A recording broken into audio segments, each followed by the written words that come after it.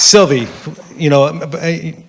Bob must have meant a lot to you in all your research, your book on Leonard Cohen, but the other stories that you've been doing over the years on Johnny Cash and Bob Dylan. I mean, can you talk about when you first encountered Bob? And it wasn't in the 60s. In the 60s, I was still sending love letters to John Lennon via the Beatles fan club. But I was working my way up to American music very, very quickly. And clearly, I wanted to be a music journalist, even though I didn't have a penis. But I didn't let that get in my way. And so I memorized every liner note I ever read. And Bob Johnston's name kept coming up on all of my favorites.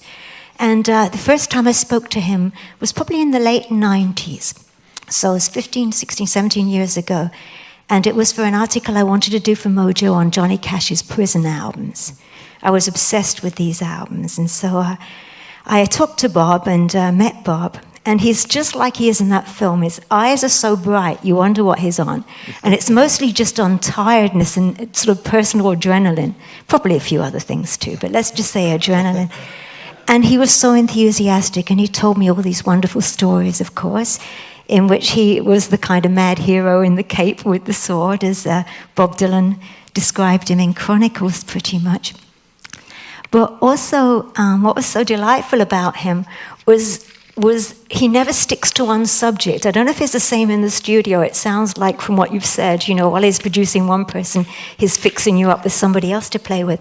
He was a bit like that in the interview. So at one point, he kind of grabbed my hands and he said, "What's your favorite Leonard Cohen album?" This was way before the Leonard Cohen book. And I said, it was probably the second and the third. I did those albums. What's your favorite Dylan album? I don't know, Blonde on Blonde, maybe. I did that album. And it was over and over like that with him, that he was everything I seemed to like, Parsley, Sage, Rosemary, and Thyme. I did that the same time as I was doing this album, and this album. And so really he was just somebody who was so enthusiastic about music, and he still seems the same. Whenever I speak to him, he's always got some mad project going on where he's going to save the world and save the music business, and I hope he comes back and does that. Yeah. Well, Sylvie, while I got you, can you... we leave the Bob? Yeah, sure. I'll say one more thing. Of course, yeah. When Bob came here, I think it was 1967, Nashville had never seen anything like Bob. Nobody ever worked the way that he did. He'd go in the studio, he'd stay all night long. He was not concerned with the clock, and when you take musicians into overtime, it's extremely expensive. But to get what he wanted and what he felt he needed, and to do justice to an artist, if it took overtime, he did it. If it took burning the midnight oil, he did it. He did whatever it took to get it done. Most of the sessions in Nashville at that time were 3 and you're finished. You go in, you cut 4 songs in 3 hours, and you're out of here. Bob didn't look at the clock. He didn't look at the checkbook. He didn't do anything. He went in to do music, and he didn't come out until the music was made. Great, yeah. I guess from here, what I thought I would do is maybe talk a little bit about Leonard Cohen's records and the tour that Charlie and Ron did with them, and then from there start talking about the Dylan records. But Sylvie, can you kind of set the stage a little bit for Leonard Cohen and talk about, is he a fan of country music? And can you talk a little bit about how he even got to Nashville and where he stayed in Nashville? Yes, I can certainly do that. Leonard Cohen probably would not have made another album after that first one that he made in New York, Songs of Leonard Cohen, had it not been for Bob Johnston. He was going to give the whole thing up, not because he really hated the album, though it took him a year to make that first album, back in a time when, as you probably know, you went in for 5 minutes and you had an album at the end of that. But he didn't like touring, he didn't like the business, and so in the end he ran into Bob Johnston, ran into him in LA. But you keep running into Bob everywhere, don't you? You can't escape that, man. And Bob said, look, come to Nashville. And that was exactly what Leonard had wanted to do in the beginning. He didn't want to be a singer. And, most people think he wasn't a good singer back then. He had a great deal of insecurity about his singing. He wanted to be a songwriter and a country songwriter. And somehow you can't imagine some of these songs would be really big hits and covered at the time. But he wanted to go to Nashville. And Bob said, you can come to Nashville. I can get you a place in Tennessee. And he rented a log cabin from Boodle O'Brien for a couple of years. And Ron has some great stories about that. He'll probably not tell you all the good stuff, and I'll have to prod him on it. But so Leonard moved out there, and he got a rifle, and he was shooting little critters and having the time of his life, you know. And he made 3 albums there with Bob, 2 studio ones and 1 live that had some studio cuts. Does Leonard talk about, like in your more recent interviews with him, I mean, does he talk about his time in Nashville and what that meant to him, or what those records meant to him? He loved it. You know, when I remember speaking to him about it, his eyes just lit up, you know. He was very, very enthusiastic about his time there. And just loved that, you know, that life completely. I mean, Ron, could you join in your story about the day that you went down with the tour manager and Leonard came to the door in an interesting state of attire? Well, you talking about Billy? Yeah. Well, she's talking about a good friend of ours. That his name's Bill Donovan. The tour manager of those early tours. Probably as strong a tour manager as I ever was around. I mean, at least to fit the crazy bunch that we had together. Charlie will remember times that we had to go through airports, everybody holding hands, because Billy couldn't afford to let one of us get loose to make the plane. I mean, that's the kind of environment we sort of lived in, if you know what I mean. But yeah, the first time Billy and I went out there to Leiper's Fork, Leonard answered the door. He's naked as a jaybird. And wherever we went, you know, all over the world, he'd get in. If Leonard went into a hotel room, he'd get naked immediately. One day I said, Leonard, what is this? And he said,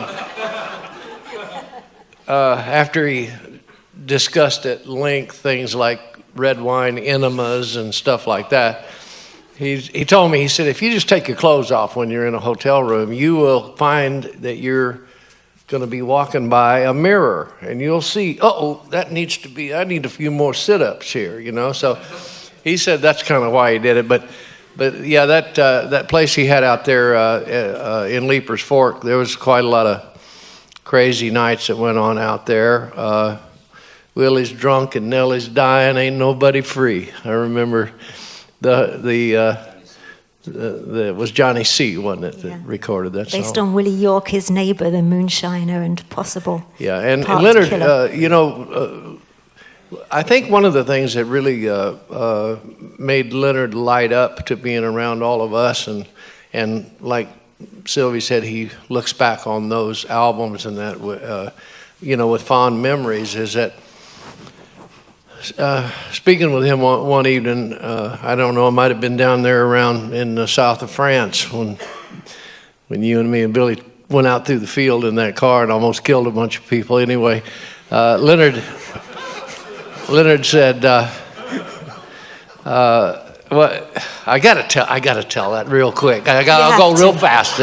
I'll go real fast. We were playing at a concert. There was about 40,000 people at this place and it was down in the south of France, in a place called Aix-en-Provence. And for some reason or another, people blew into this little tiny, very small little community called Calas, and everybody showed up. I don't know why we didn't all end up together at the right, but everybody blew in there, you know, over the course of a day, 2 or 3 here and 2 or 3 there. Well, finally, I think me and Billy were one of the last ones to arrive, and everybody was sitting around this big table, and I said, I could see the glow off over in the over the horizon of this event that we were supposed to play tomorrow night or something like that.